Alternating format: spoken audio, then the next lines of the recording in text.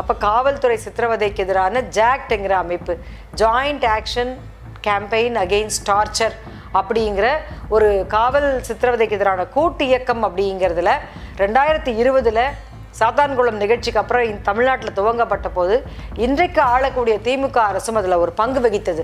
இவர்கள் ஆட்சிக்கு வரும்பொழுது கூட, ஆட்சியில் இல்லாமல் இருக்கும்போது கூட இது போன்ற விஷயங்கள் ஜனங்களுக்கு நடக்கக்கூடாது, மக்களுக்கு நடக்கக்கூடாது, சந்தேகிக்கப்படும் குற்றம் செய்தவராக சந்தேகிக்கப்படும் சாதாரண குடிமக்களுக்கு நடக்கக்கூடாது அப்படின்னு நம்ம நினச்சோம்னா சட்டம் மிக மிக அவசியம். இந்திய அளவில் இருக்கக்கூடிய இந்திய அரசாங்கம் ஏற்கனவே கையெழுத்திட்டிருக்கக்கூடிய கேட் என்கிற ஒரு கன்வென்ஷன் அகெயின்ஸ்ட் டார்ச்சரை வந்து ராட்டிஃபை பண்ணணும். அப்போ அதிகாரம் கொடுத்துருக்கக்கூடிய ஒரு அமைப்பு அதிகாரத்தை துஷ்பிரயோகப்படுத்துவது என்பது ரெகுலராக இருக்குது, அதுதான் ரொட்டீனாக இருக்குது, அதுதான் விதியாக இருக்குது. அப்போ விதி மீறலாகத்தான் நல்ல நடத்தைங்கிறது இருக்குது. இன்னொரு வழக்கில் பார்த்தீங்கன்னு சொன்னால் அந்த நபர் 2000ஆவது ஆண்டு இறந்துட்டார். 4 குழந்தைகளும் விதவை மனைவியும் இருந்தாங்க. 2023 தான் எங்களால் அதற்கான உயர்நீதிமன்றத்தில் ஒரு தீர்ப்பு பெற முடிஞ்சது.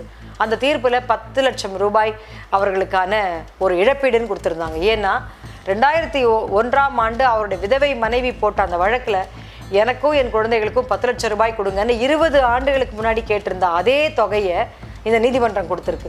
இன்றைக்கு அந்த குடும்பத்தில், அஜித்குமாரின் குடும்பத்தில் மாரிஸ் குமார் அவருடைய சகோதரர் உயர்நீதிமன்றத்தில் போட்டிருக்க அந்த வழக்கில் அவங்க கேட்டிருக்கக்கூடிய இழப்பீடு என்பது 50 லட்சம் ரூபாய். எந்தவித கூச்சநாச்சமும் இல்லாமல் அமைச்சர்கள்லாம் நேரில் போய் உங்களுக்கு வேலை கொடுத்துருக்கோம், உங்களுக்கான இடத்தை கொடுத்துருக்கோம், பட்டாவை கொடுக்குறோம், 30 லட்சம் ரூபாய்க்கான மதிப்புள்ள அந்த உங்களுக்கான ஒரு வீடை கொடுக்குறோம், உங்களுக்கான இழப்பீடை இன்னைக்கு கொடுக்குறோன்னு கையில் கொண்டு போய் கொடுத்துட்டு வராங்க.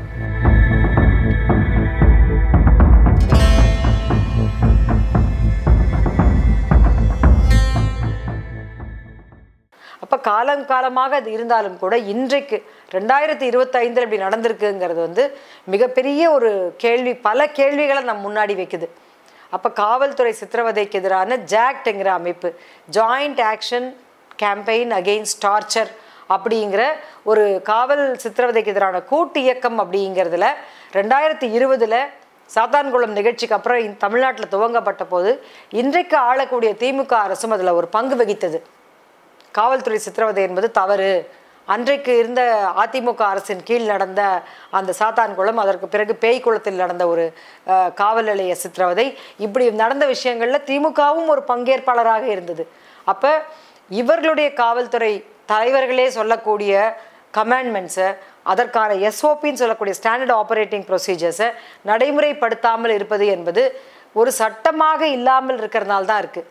இன்றைக்கு பல்வேறு நீதி கேட்டு இருக்கக்கூடிய அமைப்புகள், இன்னும் குறிப்பாக இன்றைக்கு அரசியல் தேர்தல் காலமாக இருக்கிறதுனால எல்லா அரசியல் கட்சிகளும், தேதிமுக, அதிமுக, இன்னும் பல்வேறு கட்சிகளும் கூட இந்த திருப்புவனம் காவல் நிலைய கொலைக்கு எதிராக ஆர்ப்பாட்டங்களையும் இயக்கங்களையும் பொதுக்கூட்டங்களையும் நடத்திக்கிட்டே வராங்க.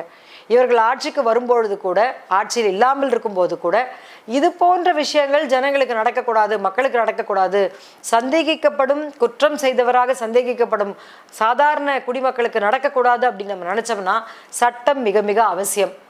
இன்னும் சொல்லப்போனால் ஜாக்ட் அமைப்பு இப்பொழுது இதற்கு அஜித்குமார் சட்டம் என்றே ஒரு சட்டத்தை நீங்கள் உருவாக்க வேண்டும்.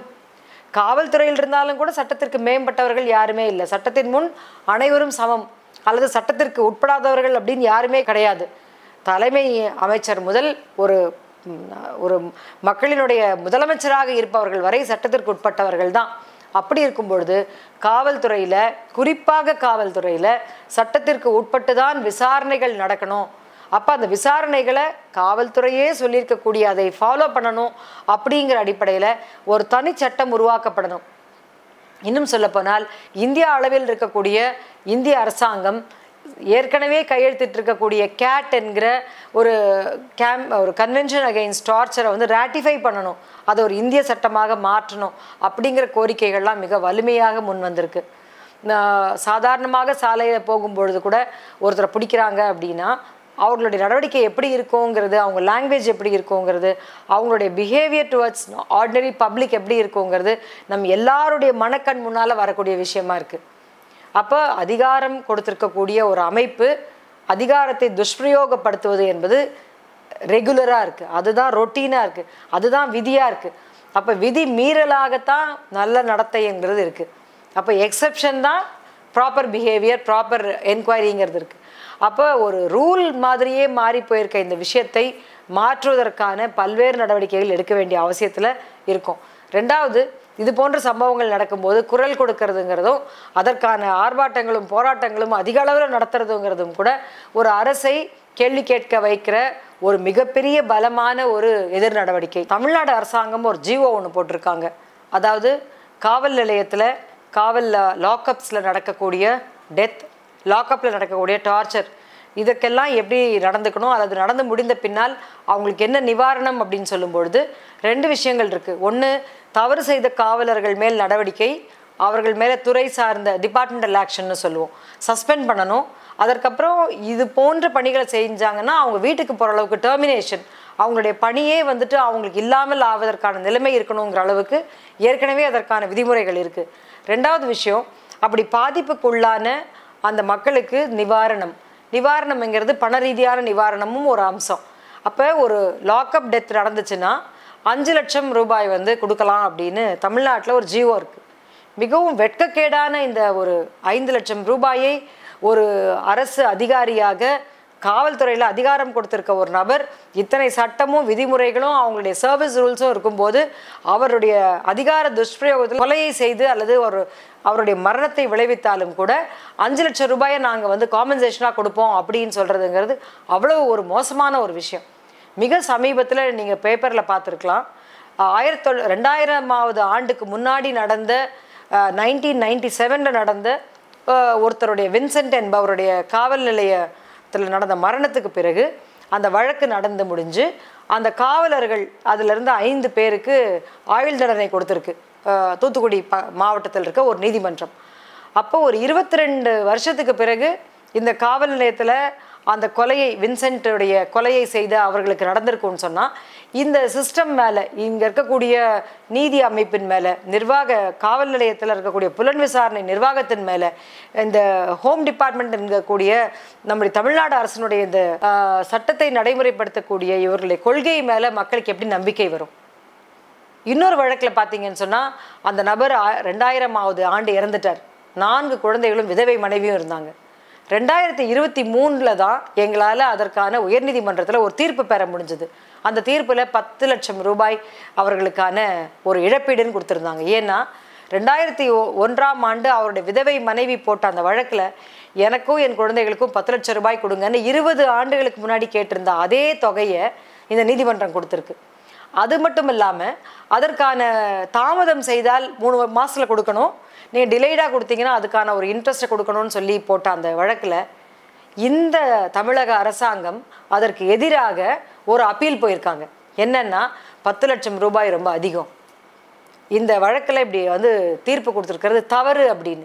ஏன்னா இவர்களுக்கான இந்த ஜிஓ என்பது தமிழக மக்களில் இருக்கக்கூடிய உயிரை, காவல் நிலையம் சட்டத்திற்கு புறம்பாக வாழக்கூடிய வயதில் இருக்கக்கூடிய அஜித்குமார் போன்ற இளைஞர்களுக்கான அந்த உயிருக்கான விலையை 5 லட்சம் ரூபான்னு வச்சுருக்காங்க. இன்றைக்கு அந்த குடும்பத்தில், அஜித்குமாரின் குடும்பத்தில் மாரீஸ்குமார் அவருடைய சகோதரர் உயர்நீதிமன்றத்தில் போட்டிருக்க அந்த வழக்கில் அவங்க கேட்டிருக்கக்கூடிய இழப்பீடு என்பது 50 லட்சம் ரூபாய். எந்தவித கூச்சநாச்சமும் இல்லாமல் அமைச்சர்கள்லாம் நேரில் போய் உங்களுக்கு வேலை கொடுத்துருக்கோம், உங்களுக்கான இடத்தை கொடுத்துருக்கோம், பட்டாவை கொடுக்குறோம், 30 லட்சம் ரூபாய்க்கான மதிப்புள்ள அந்த உங்களுக்கான ஒரு வீடை கொடுக்குறோம், உங்களுக்கான இழப்பீடை இன்னைக்கு கொடுக்குறோன்னு கையில் கொண்டு போய் கொடுத்துட்டு வராங்க. அஜித்குமார் மாதிரி இன்னும் நடந்த பல்வேறு காவல் நிலைய கொட்டடி மரணங்களுக்கு இதே போன்று கொடுக்கப்பட்டதா? ஊடக வெளிச்சம் கிடைச்சதுன்னா, தேர்தல் வருஷமாக இருக்கிறதுனால இதில் 44 காயங்கள் இருக்குதுன்னு சொல்லிட்டு மிக தெளிவாக அரசினுடைய அந்த உடல் கூராய்வு, அந்த போஸ்ட்மார்ட்டம் ரிப்போர்ட் என்பது காமிச்சதுனால நடந்திருக்கு. பல்வேறு வழக்குகளில், நூற்றுக்கணக்கான வழக்குகளில் இந்த ரிப்போர்ட் என்பது அவருக்கு எப்போ பார்த்தாலும் வலிப்பு வரும், அவர்களுக்கு நெஞ்சு வலி வந்துடும், அல்லது வலிப்பு வந்து கீழே விழுந்து இறந்து போயிடுவாங்க. இது வந்து ஒரு ஸ்டாண்டர்டான ஒரு கட்டுக்கதையாக தொடர்ச்சியாக காவல் நிலையம் சொல்வதும் இதை ஏற்றுக்கொள்வதும் நடந்து கொண்டே இருக்கிறது.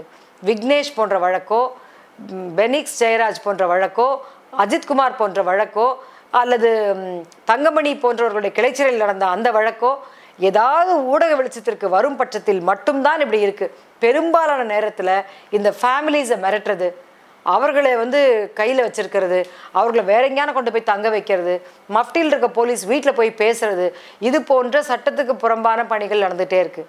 நம்ம ஒவ்வொருத்தரும் விழிப்புணர்வோடு இருந்தால், ஒவ்வொருவரும் இது போன்ற சம்பவங்கள் நடக்கும்போது இதை பற்றி பெரிய குரல் கொடுத்து இதற்கான ஒரு மக்கள் இயக்கமாக இதை மாற்றும் போதுதான் இன்னொரு முறை அஜித்குமார் போன்ற விஷயங்கள் நடக்காது.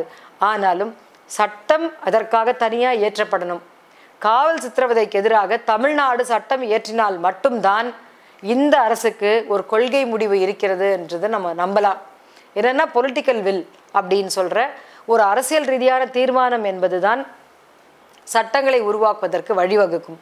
சட்டங்களை உருவாக்கினால்தான் நடைமுறைப்படுத்துவதற்கு மக்களுக்கும் நடைமுறைப்படுத்த வேண்டும் என்கிற எண்ணம் காவல்துறை அதிகாரிகளுக்கும் ஏற்படும். அப்படி இல்லாமல் இருக்கும்போது நிவாரணமும் கிடைக்கும். சட்டமே இல்லாமல் இருக்கும்போது இம்ப்யூனிட்டின்னு சொல்லக்கூடிய கேள்விக்கு பதில் சொல்ல வேண்டிய அவசியம் இல்லாத தன்மை, குற்றத்திலிருந்து அவர்கள் பொறுப்பு கூறாமல் சுதந்திரமாக நடப்பதற்கான ஒரு நிலைமை, இம்ப்யூனிட்டி இருக்கும் பொழுது எந்த காவல்துறையில் இருக்கக்கூடிய ஒரு ஆஃபீஸரும் அதிகாரியும் ஒரு இன்ஸ்பெக்டரோ அதற்கு கீழே இருக்கவங்களோ மேலே இருக்கவங்களோ இதற்காக பதில் சொல்லவே மாட்டாங்க. இன்னொரு மிக மிக முக்கியமான விஷயம், ஒரு காவல்துறையில் ஒரு குறிப்பிட்ட போலீஸ் ஸ்டேஷனில் ஒரு கஸ்டோடியல் வயலன்ஸ், கஸ்டோடியல் டெத் நடக்குதுன்னு சொன்னால் அந்த காவல்துறைக்கு பொறுப்பான உயர் அதிகாரி இதற்கு பொறுப்பாக ஆக்கப்படுவது இல்லை. உயர் அதிகாரிகளெல்லாம் விட்டுட்டு கீழே இருக்க அதிகாரிகளை மட்டும் பிடிக்கும் பொழுது மீண்டும் மீண்டும் அந்த உயர் அதிகாரிகள் தனக்கு எந்த விதமான பிரச்சனையும் இல்லைங்கிற அடிப்படையில் கீழே இருக்கிற விஷயங்களை பார்ப்பதே இல்லை.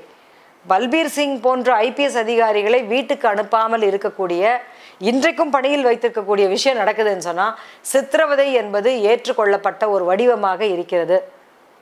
வாய் முழுக்க கூழாங்கல்ல போட்டு கூழாங்கல்ல சுற்றி அதை வைத்து வாயை அவர்களை அடிக்கிறதுன்னும் போது பல் தானாக கொட்டி ரத்தம் கொட்டக்கூடிய அவ்வளவு மோசமான சித்திரவதையை செய்த அதிகாரி இன்றைக்கு பணியில் இருக்கிறார். இதுதான் இன்றைக்கு இருக்கக்கூடிய அவலம். இதே மாதிரி நாளைக்கு அஜித்குமாரை கொலை செய்த அந்த அதிகாரி வேறொரு இடத்தில் பணியில் சாதாரணமாக வேலை செய்வது 3 monthsக்கு அப்புறமோ 6 monthsக்கு அப்புறமோ நடக்கலாம். ஆனால் மனித உரிமை இயக்கங்களும் இந்த காவல் சித்திரவதைக்கு எதிரான கூட்டு இயக்கங்களும் அதிகமான குரல் கொடுத்து இதற்கான வழக்குகளை வந்து உயர்நீதிமன்றம் கண்காணிப்பில் வைத்திருக்கும் பொழுது மட்டும்தான் இது நடக்காமல் இருக்கும். இன்றைக்கி நம்ம பேசுகிறோம், நாளைக்கு மறந்துடுவோங்கிற அடிப்படையில் 2022ஆம் ஆண்டில் இவர்கள் கொடுத்த எஸ்ஓபி 41 கட்டளைகளை கொடுத்த ஸ்டாண்டர்ட் ஆப்ரேட்டிங் ப்ரொசீஜரை மறந்து விட்டார்கள். எனவே சட்டம் இயற்றணுங்கிறது ரொம்ப அவசியம். இது போன்ற விஷயங்களை மக்கள் பேச ஆரம்பிக்க வேண்டும். பொதுவெளியிலும் சமூக ஊடகங்களிலும் பொது ஊடகங்களிலும் இதை தொடர்ச்சியான பேசு பொருளாக வைத்திருந்தால் மட்டும்தான் இதற்கான ஒரு தீர்வு கிடைக்கும். இல்லைனா ஒவ்வொரு முறையும் நாம் இதை பேசிக்கிட்டே இருப்போம். தவறு செய்தவர்கள் எந்த விதமான பிரச்சனை இல்லாமல் அல்லது 4 பேரோ 5 பேரோ சிறையில் இருந்து ஒரு வருஷம் 6 மாதம் கழிச்சோ பெயிலில் வந்துட்டு எந்த பிரச்சனையும் இல்லாமல் அவர்களை காப்பாற்றும் வேலையை செய்கிற விஷயத்தை செய்கிறாங்க. ஒரு உயர் அதிகாரிகள் கூட என்ன சொல்கிறாங்கன்னா, ஏன் நீங்கள் நடவடிக்கை எடுக்கிறதில்ல, ஏன் அவங்களை டெர்மினேட் பண்ணுறதில்ல, ஏன் அவர்களை வேலையை விட்டு அவர்களை வந்து பணி நீக்கம் செய்வதில்லைன்னு கேட்டால் அந்த காவல் நிலையத்தில் இருக்கக்கூடிய அதிகாரிகளுக்கு ஒரு மொரேல் வந்து போயிடும், அவர்களுக்கான ஒரு தன்னம்பிக்கை போயிடும்ன்றாங்க. அப்போ தன்னம்பிக்கை அளிப்பது என்பதே சட்டத்துக்கு புறம்பான காவல் சித்திரவதை, காவல் கொட்டடிகளில் கஸ்டோடியல் வயலன்ஸையும் டார்ச்சரையும் அலோவ் பண்ணுறதுக்கான ஒரு கொள்கை முடிவு என்பது காவல்துறை முழுக்க டாப் டு பாட்டம் இருக்குங்கிறது தான் உண்மை. இதை நாம் கேள்வி கேட்காமல் அஜித்குமார் போன்ற சாதாரண இளைஞர்களுடைய உயிரிழப்புக்கு எந்த நியாயமும் கிடைக்காது. நாளைக்கு இன்னொரு ஜெயராஜ் பெனிக்ஸ், இன்னொரு விக்னேஷ், இன்னொரு அப்பு ராஜசேகர், இன்னொரு தங்கமணிகள் உருவாகலாம். நம்முடைய அவசியமான கேள்வி, மக்களுடைய கோரிக்கை, நியாயமான கோரிக்கை என்பது அரசை பார்த்து கேள்வி கேட்கக்கூடியது என்பது சட்டம் இயற்றுங்கள், காவல் நிலைய சித்திரவதைகளை சட்டவிரோதமாக்குங்கள். ஐநாவினுடைய சிஏடி என்கிற கன்வென்ஷன் அகெயின்ஸ்ட் டார்ச்சர் என்கிற விஷயத்தை நடைமுறைப்படுத்தக்கூடிய உள்நாட்டு சட்டங்களை உருவாக்குங்கள் என்று ஒன்றிய அரசை பார்த்து நாம் கேள்வி கேட்போம். இப்படியெல்லாம் கேள்வி கேட்காவிட்டால் இவ்வளவு மோசமான அரசின் பயங்கரவாதம், அரசாங்கமே குற்றவாளியாகக்கூடிய வேலைகள் நடந்து கொண்டே இருக்கும். நம்முடைய விழிப்புணர்வு தான் இதற்கான கேள்வியாக இருக்கும், பதிலாகவும் அமையும்.